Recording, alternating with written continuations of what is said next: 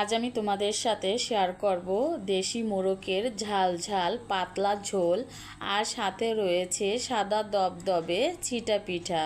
Hello everyone, আসসালামু আলাইকুম। Welcome back to my channel Zakia's cooking blog থেকে আরও একটি নতুন ভিডিও দেখার জন্য সবাইকে স্বাগত। তো বন্ধুরা, চিটা পিঠা দিয়ে দেশি মুরগি কিংবা মোরগের পাতলা ঝোল দিয়ে খেতে কিন্তু খুবই ভালো লাগে। আর এটা ছিল কিন্তু আমার শাশুড়ির দেওয়ার উপহার। মাশাল্লাহ, অনেক অনেক মজাদার হয়েছিল।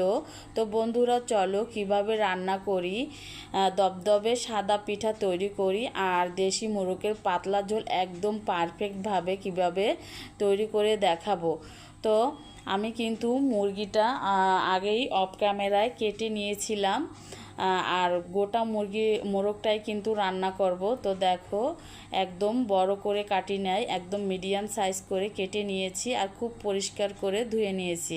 আর এদিকে অফ ক্যামেরায় কিন্তু আলুগুলো কেটে নিয়েছি। যেহেতু পাতলা ঝোল তৈরি করব, সাথে কিছু আলু অ্যাড করে দিব। আর আমার বাচ্চারা আলু খেতে অনেক পছন্দ করে, তোমরা চাইলে আলুটা স্কিপ করে যেতে পারো। তো দেখো, এখানে পেঁয়াজ বেরেস্তা করার জন্য এখানে পর্যাপ্ত পরিমাণে তেল দিয়ে দিলাম। আর পেঁয়াজগুলো কিন্তু আমি ভেজে নিব। রান্নার আগেই কিন্তু আমি বেরেস্তা করে নিব পেঁয়াজের।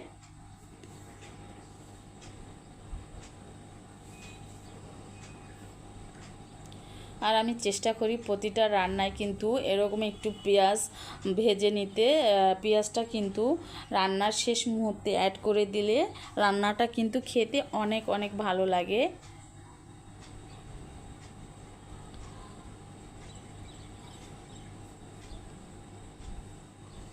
তো দেখো, পেঁয়াজগুলো কিন্তু ভাজা হয়ে গিয়েছে। এ পর্যায়ে তেল থেকে তুলে নিচ্ছি একটা চামচের সাহায্যে। আর এখানে দিয়ে দিব বড় সাইজের একটা তেজপাতা, আর দিয়ে দিলাম দারুচিনি, এলাচ। এখানে আমি একটু মশলার পরিমাণটা কমিয়ে দিব, শেষের দিকে একটু আমি এই মশলাটা বেটে দিব, সেই ক্ষেত্রে এখানে একটু কমিয়ে দিলাম। আর দিয়ে দিলাম কয়েকটা কাঁচামরিচ কাটা, আর দিয়ে দিলাম 2টা পেঁয়াজ কুচি। তো সবগুলো উপকরণ তেলের মধ্যে হালকা করে ভেজে নিব।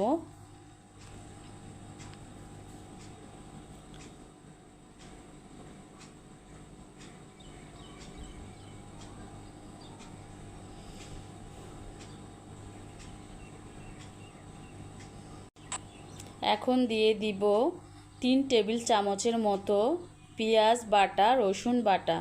তো মশলাগুলো কিন্তু আমি একসাথে বেটে নিয়েছি। আর এখানে দিয়ে দিলাম 1 টেবিল চামচের মতো আদা বাটা। তারপরে এখানে দিয়ে দিলাম 2 টেবিল চামচের মতো পানি। তো যেহেতু মশলাটা সুন্দর করে কষিয়ে নিতে হবে, সেই ক্ষেত্রে আগে কিছু পানি দিয়ে দিতে হবে, তা না হলে কিন্তু মশলাটা পুড়ে যাবে।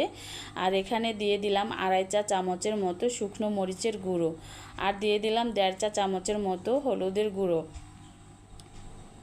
তো তোমরা যে যেরকম ঝাল খেতে পছন্দ করো সেরকম অ্যাড করে নিতে পারো। যেহেতু মুরগির মাংসের ঝোল রান্না করব, পিঠা দিয়ে খাবো, সেই ক্ষেত্রে এখানে একটু ঝালের পরিমাণটা আমি বাড়িয়ে নিলাম। তো মশলাটা খুব সুন্দর করে কিন্তু কষিয়ে নিতে হবে।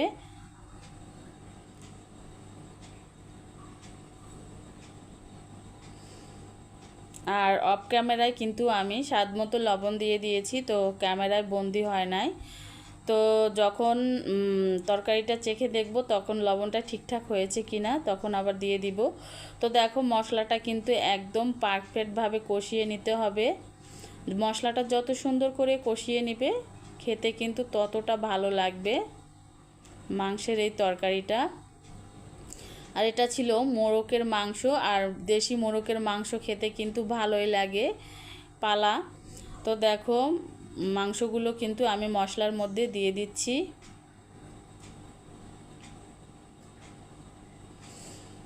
তো মশলার সাথে মাংসগুলো খুব সুন্দর নেড়ে চেড়ে ধীরে ধীরে কষাতে হবে। কষাতে কষাতে কিন্তু খুব সুন্দর একটা ফ্লেভার বের হয়ে এসেছে, মনে হচ্ছে সেই আগের গন্ধটা বের হয়ে এসেছে। তো আমার শাশুড়ি এবং আমার মা এরকম করে মুরগির মাংস রান্না করে সাথে এরকম ছিটা পিঠা তৈরি করে খাওয়াতো। তো মাশাল্লাহ অনেক ভালো লেগেছিল। তো বন্ধের দিন ছিল, তো আমার মেয়েদের জন্য এই পিঠাটা তৈরি করলাম। তো দেখো অফ ক্যামেরায় কিন্তু আমি চিটা পিঠা তৈরি করার জন্য একদম পাতলা একটা ব্যাটার তৈরি করে নিয়েছি। আর এখানে স্বাদ মতো লবণ অ্যাড করে দিয়েছি। তো সেটা তোমাদের সাথে শেয়ার করতে পারি নাই, ভিডিওটা বড় হয়ে যায়। তো দেখো এখানে চিটা পিঠা তৈরি করার জন্য কিন্তু কড়াই বসিয়ে দিয়েছি। কড়াইটা একটু গরম করে নিতে হবে ভালোভাবে। আর আরেক চুলায় কিন্তু আমি মাংসটা কষাতে দিয়েছি।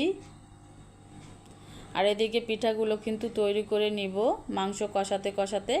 তো দেখো গরম হয়ে গেছে, তেল দিয়ে এখন পিঠাগুলো আমি উপর দিয়ে একটু ছিটিয়ে ছিটিয়ে দিলাম। একদম সহজভাবে তৈরি করা যায় এই চিটা পিঠা।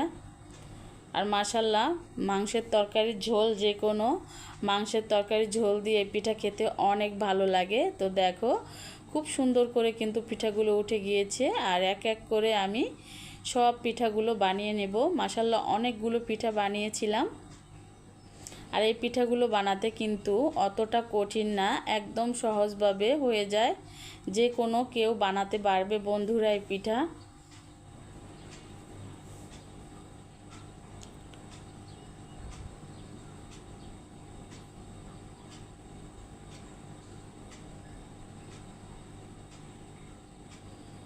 তো একদম সাদা দবদবে করে কিন্তু পিঠাগুলো তৈরি করে নিয়েছি। গরম গরম এরকম চিটা পিঠা দিয়ে কিন্তু খেজুরের গুড় দিয়েও খেতে অনেক ভালো লাগে। তো তোমরা যে যেরকম যা দিয়ে খেতে পছন্দ করো তৈরি করে নিতে পারো এরকম চিটা পিঠা।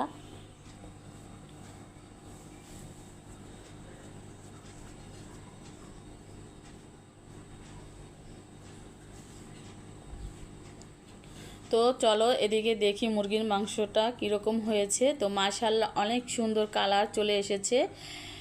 তো মুরগির মাংসটা কিন্তু কষানো এবং সেদ্ধ হয়ে গিয়েছে কষাতে কষাতে। এই পর্যায়ে আমি এখানে কিছু আলু অ্যাড করে দিব।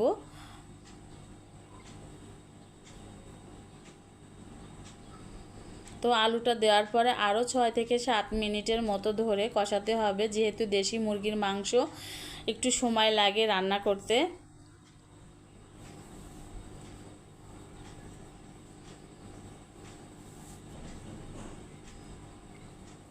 তো এদিকে কিন্তু আলুগুলোও সেদ্ধ হয়ে গিয়েছে। এই পর্যায়ে এখানে ঝোলের পানিটা অ্যাড করে দিব। এখানে আমি একটু গরম করে নিয়েছি পানিটা। গরম করে নিলে কিন্তু তরকারিটা খেতে ভালো লাগে। তো আমি একটু রান্নাটা কিন্তু একটু ঝোল ঝোল করে রান্না করব, যেহেতু পিঠা দিয়ে খাবো। তো পানি দেওয়ার পরে কিন্তু হাই হিট করে 6 থেকে 7 মিনিটের মতো জাল করে নিতে হবে। আর তোমাদের কাছে কার কার এরকম পিঠা খেতে ঝোল দিয়ে পছন্দ হয় অবশ্যই কমেন্টের মাধ্যমে জানাবে। তো শেষ পর্যায়ে গিয়ে দেখো এখানে আমি অ্যাড করে দিব অল্প কিছু পরিমাণে গরম মশলা বাটা। আর যে ব্রেস্তাগুলো ভেজে রেখেছিলাম সেগুলো দিয়ে চুলা থেকে নামিয়ে নিব। তো বন্ধুরা দেখতে দেখতে যারা এখনও লাইক দেওয়া নয় অবশ্যই লাইক দেবে এবং কমেন্টের মাধ্যমে জানাবে আমার রান্নাটা কেমন লাগলো, পিঠা বানানো কেমন হয়েছে অবশ্যই জানাবে। তো চলো তোমাদের সাথে একটু পরিবেশন করে দেখাই কতটা লোভনীয় হয়েছিল আর কতটা মজাদার হয়েছিল। মাশাল্লাহ মাশাল্লাহ সবাই খেয়ে অনেক তৃপ্তি পেয়েছিল। তো আজ এই পর্যন্তই, সবাই ভালো থাকো সুস্থ থাকো এই কামনা করি। আল্লাহ হাফেজ, আসসালামু আলাইকুম।